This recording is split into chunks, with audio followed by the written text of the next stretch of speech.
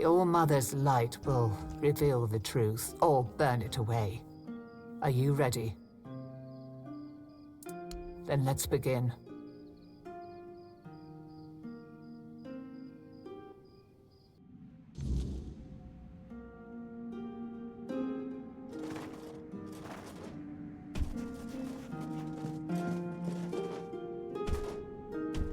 Oh, hello.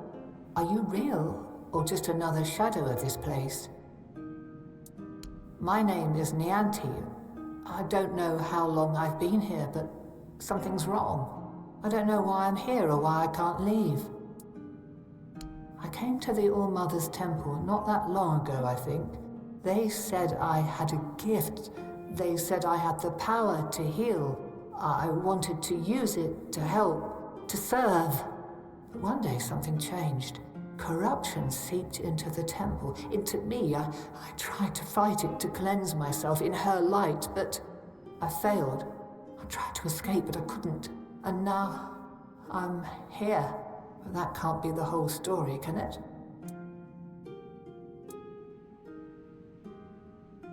What? That can't be true. How could I serve when I'm trapped here? How could I help anyone when I'm incomplete? Tell me, what's left of me out there? Is it enough?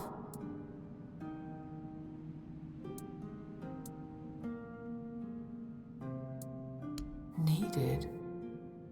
Maybe that's true if I still have the power to heal, or perhaps my purpose isn't lost.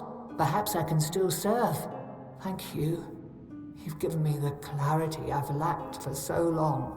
Whatever path I'll take, I'll walk it with purpose.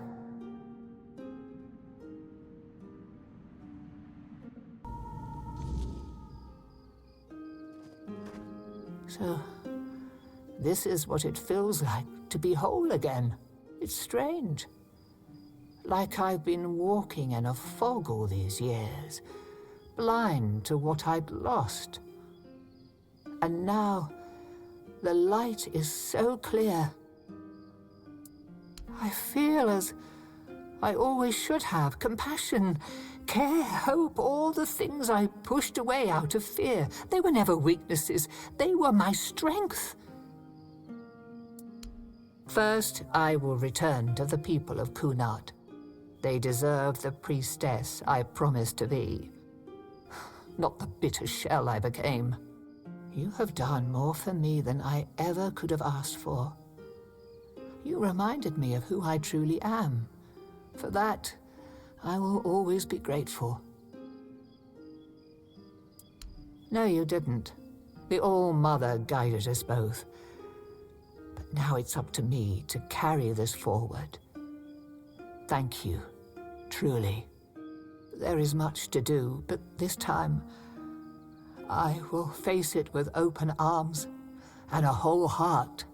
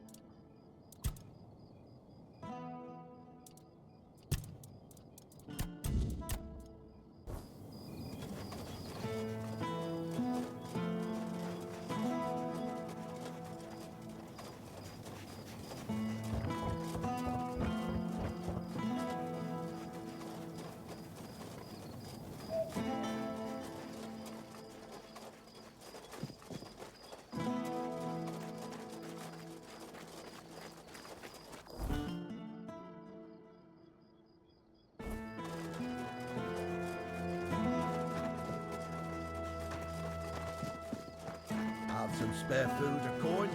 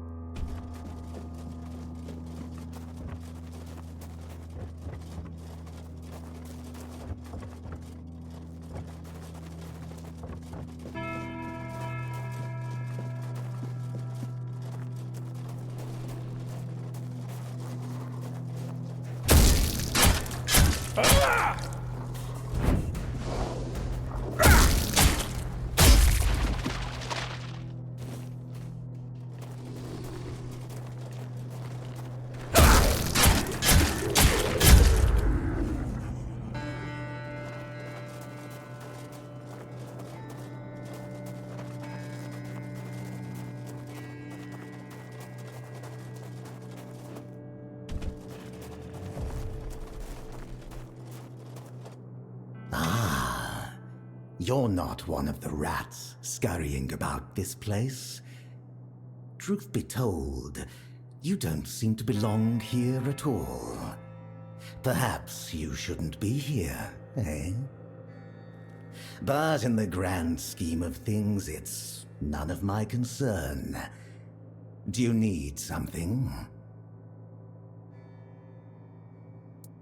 A king is a king. He bears the flaws inherent to any ruler, as if the crown itself bestows similar faults upon each bearer. But there's little to say about Sagremora. It's the queen, his wife, who is the true delight. She's scheming, spiteful, and beautiful. The ideal woman. Trust me, I've met King Sagremora on many occasions. He doesn't make much of a grand impression, and he used to have quite the short temper. Name's Gatto. Once upon a time, I used to be a rat catcher at the court of King Sagremora. Later, fate led me to catching rats here, outside the cold walls of Sagremora's castle. Waiting for a customer. Are you interested?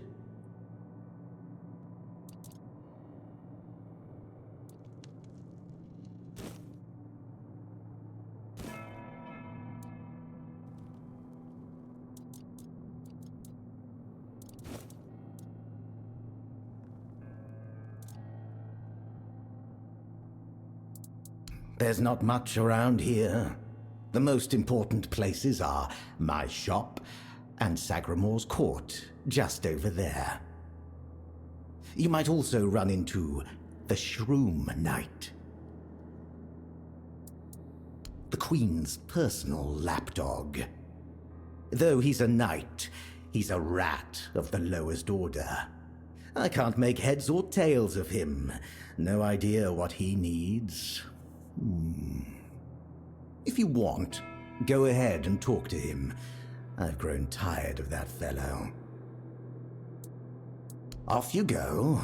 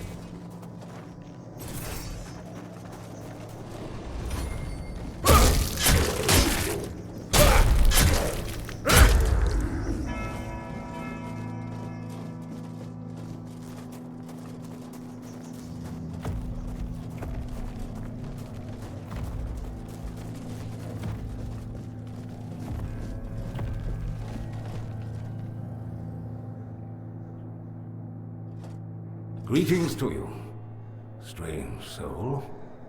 You carry a light that doesn't belong to the Sagremora's realm. You're not from here, are you? I fear, then, that you won't be able to grant me absolution, at least not yet. Only a pure soul can bear the sins of another.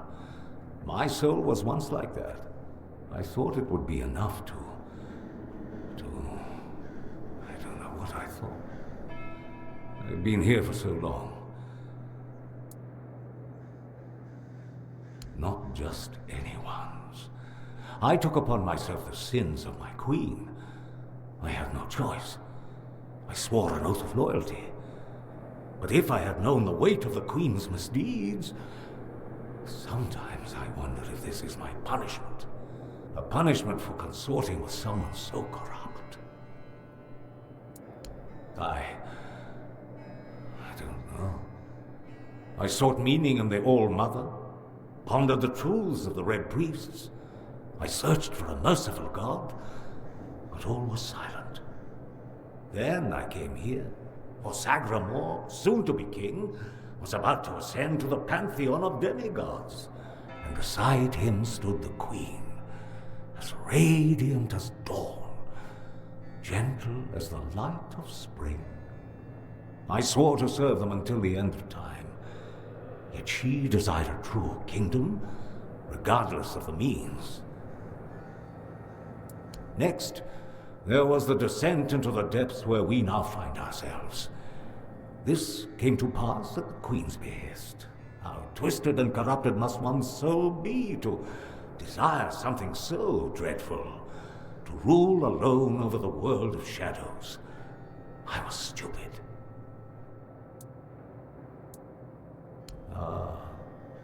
That. It may be my only solace in this vale of tears. The fungus helps me keep my senses, attuning me to the rhythm of this forsaken kingdom, making me somehow understand. I feel the footsteps of the souls wandering about. I feel their ever unfulfilled needs and desires. The fungus conveys this to me quite clearly. Yes, and in a way, I accept the workings of this wretched place.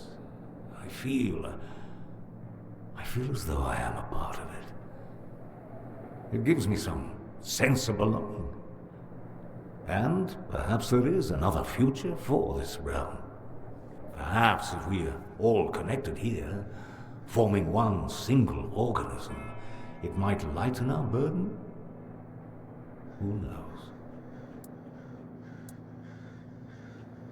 Scroll.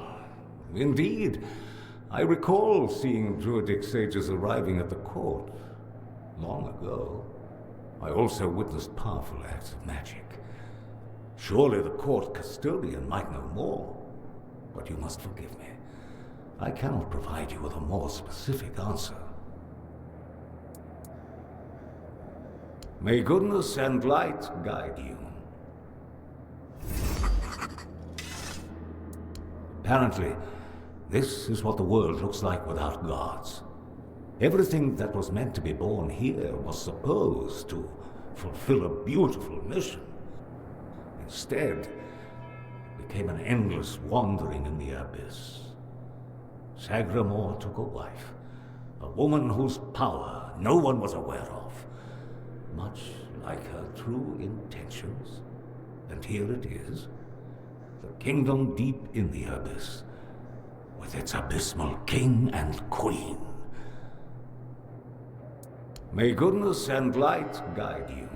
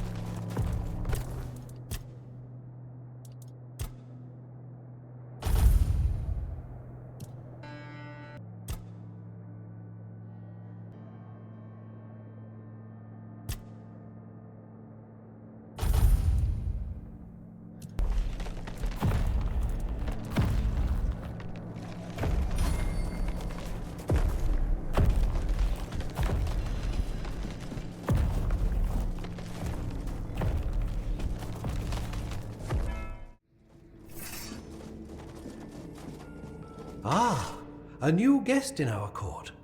Welcome, stranger, to the humble halls of King Sagremora's castle. Are you here to seek an audience with the king and queen? Many are eager to see them, though most are the old regulars. I'm sure their highnesses will be pleased to see a new face. We haven't had many guests of late. Oh, no need to trouble yourself with me, my lord. I am but a simple custodian, a lowly servant of our gracious majesties. Though, if I had performed my duties better, perhaps there wouldn't be so much constant dying. Oh, it's no big deal. We live here in perpetual suspension. Time can't touch us, and it's all thanks to the Queen and her sisters, who decided that would be best for everyone. Well, as long as you don't sin against their majesties, then you might share my fate. Or that of Sir Stigender, who you may have encountered on your way to the castle. Well, I wanted to feel the softness of the royal bed. Yeah, no, don't look at me like that. It's not what you think. The Queen's honor is intact, at least where I'm concerned. But I happened to be in the chamber when King Sagremora appeared. He wasn't alone, and his companion wasn't the Queen. It was one of the harpist sisters. But shush. The king didn't notice me, but the Queen caught on to my unease. She tried to force me to confess what I had seen. I think she suspected it involved one of the king's indiscretions. In the end, I was the one who paid for his sin. Oh well, it's the lot of servants to bear the burden of their lord's transgressions. Loyalty, of course. Sir Stigender swore to our queen that he would remain faithfully by her side, and that he would take every sin of hers upon his shoulders. That was a very unfortunate pledge, as it later turned out. Now our brave and loyal Sir Stigender is atoning for sins that aren't his. But breaking his vows would be a sin in itself, requiring even more atonement. It's a no-win situation. But such is our fate. Oh, I'm sure they will. But you might have to wait a bit. The king's schedule is completely full for the foreseeable future. And, before you ask, no, there's no way to speed it up. King Sagremora is very particular about treating all his subjects equally. Unless you're aiming to become the court jester, there's not much I can do to help. Though, now that I think about it, perhaps if the Queen's sisters put in a good word for you, you might just get to the front of the line. I'm glad you asked, my lord. All you need to do is kill me, and the keys to the sisters' chambers will reveal themselves to you. Yes, exactly. It's no big deal. I've died thousands of times. That's just how it is for me. Ever since Sagremora's kingdom was established, I've been the keeper of the keys to all the chambers in the castle.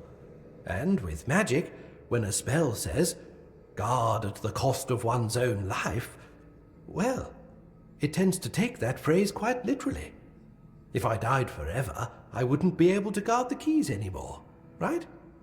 So I come back to life every time someone needs a key from me. That's just how things work around here.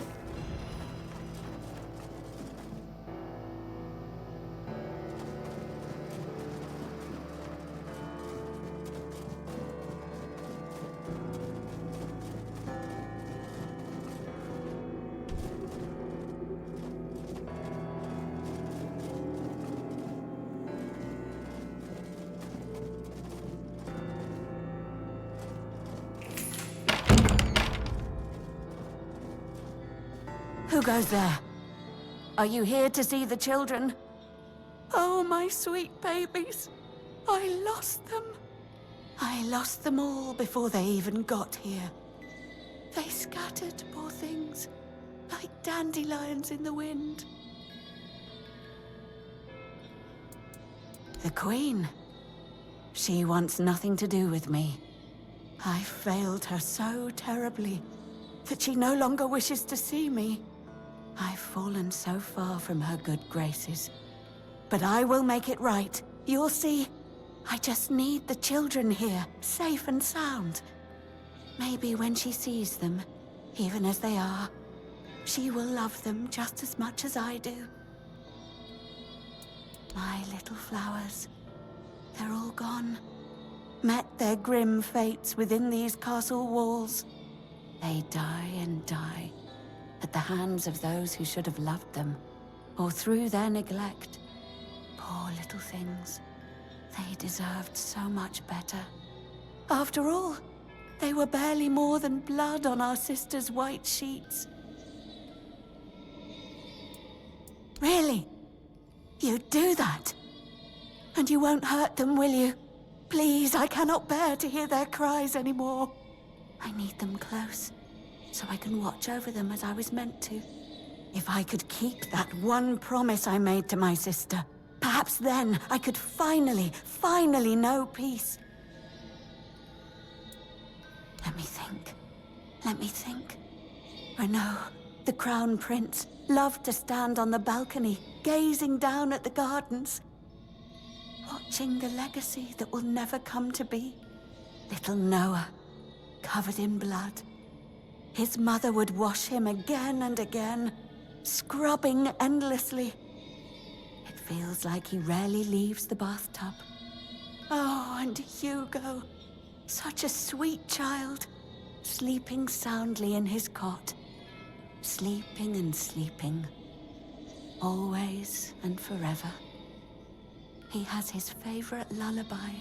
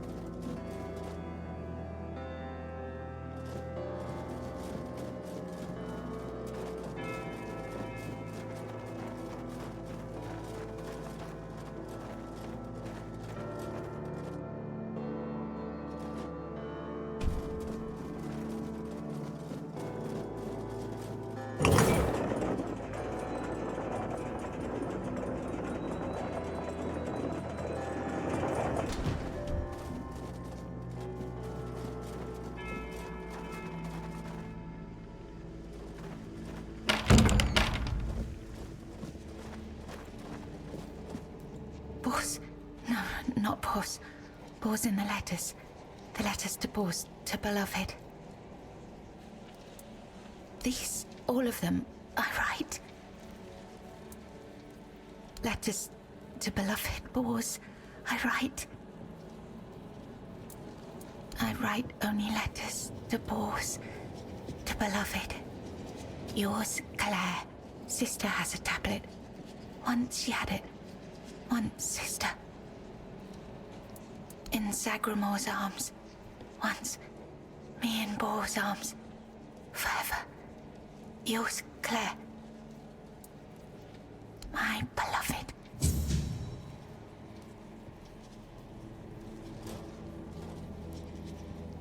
Boar's. Boar's.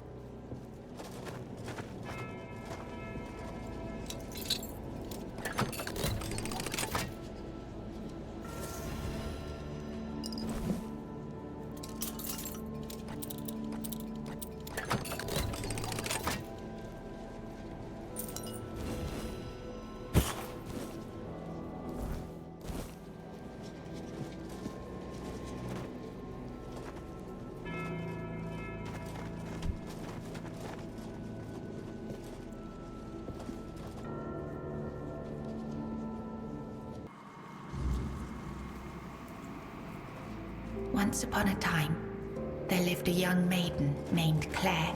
She had 2 sisters, and together they resided in a resplendent castle within a land untouched by the cruelty of time.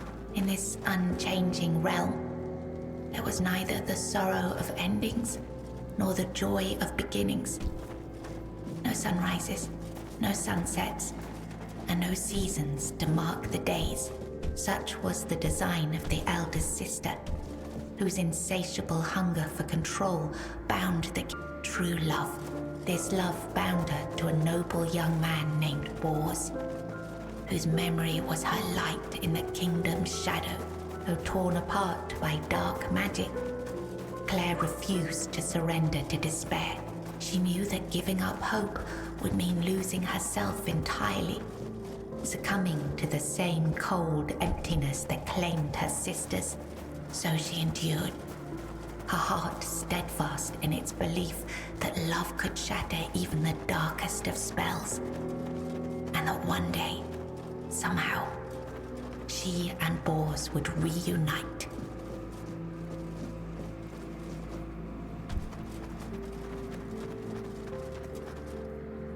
It was the height of summer when young Bors first laid eyes on the maiden of his heart, working in the fields, his skin bronzed by the sun. He paused as the sound of hooves drew near. A lone maiden approached, her hair shimmering like spun gold, her cheeks rosy and her waist snugly drawn into a spring green corset. While the other peasants bowed their heads, Bors stared unabashedly. And in that instant, the maiden felt herself lost. A warmth bloomed upon her cheeks, but a deep foreboding stirred in her stomach, for she knew there would never be another man who could claim her heart so completely. From that day forward, she rode past the fields daily, offering Bors water and sharing quiet moments beneath the shade of a willow tree. Days stretched into nights, and the two surrendered to love. But one day, as the maiden passed the field, her beloved Bors was nowhere to be found. She waited beneath the willow until darkness fell and reluctantly returned to the castle. The next day, and the one after that, she returned. But Bors never did. Summer turned to autumn, and the maiden ceased her rites. She withdrew. Long ago, there lived a maiden named Claire, fair of face and gentle of heart, cursed by her cruel sister to remain imprisoned in a high tower, forbidden to step beyond its walls or look out of the window. She spent her days weaving a tapestry of the outside world, a world she could glimpse only through the reflection in an enchanted mirror. Yet Claire dared not lift her eyes from the loom, for the curse was absolute.